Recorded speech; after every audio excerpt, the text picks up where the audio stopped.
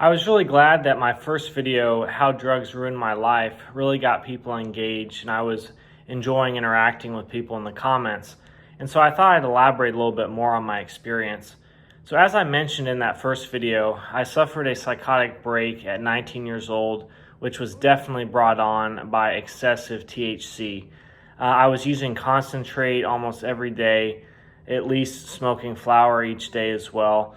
And this was just a nightmare for my psychological well-being.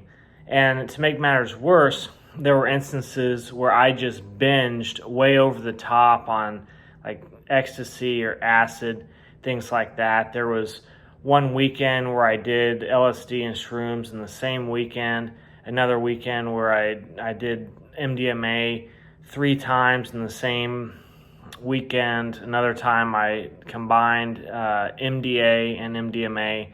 Just not good, right? And people have been telling me, oh, well, I was really saved by psychedelics, is very helpful. And I think certainly there can be a benefit for a certain person that's not really predisposed to abusing drugs like I was.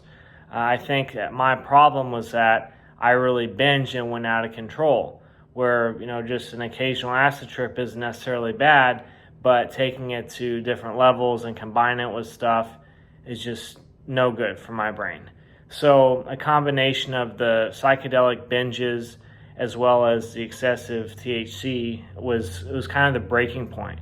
And so I had a psychotic break, and doctors were saying, oh, this is classic, bipolar, psychosis, whatever. And I don't really believe any of the diagnostic stuff. I think it's very arbitrary. It's not really anything that matters in the big scheme of things. It's just labels. But I don't have any kind of history of bipolar in my family, so I'm very confident that it was a drug use that brought it out. And so that kind of started things. I was then put on lithium after this. I hated taking that. I was on another antipsychotic drug called olanzapine. And being on these medications was really detrimental for me as well. And so eventually I phased out of psychedelics, and I had started, for a brief period, I mentioned getting into Percocet when I lived in Colombia. And this is a absolutely horrible drug.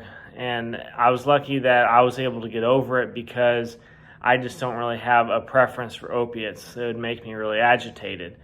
But yeah, it was just for about a month's time that I was involved with that. So that's not really as big of a deal as what happened initially. But basically the point I'm getting at is my kind of drug-seeking behavior and tendency to take things to excess.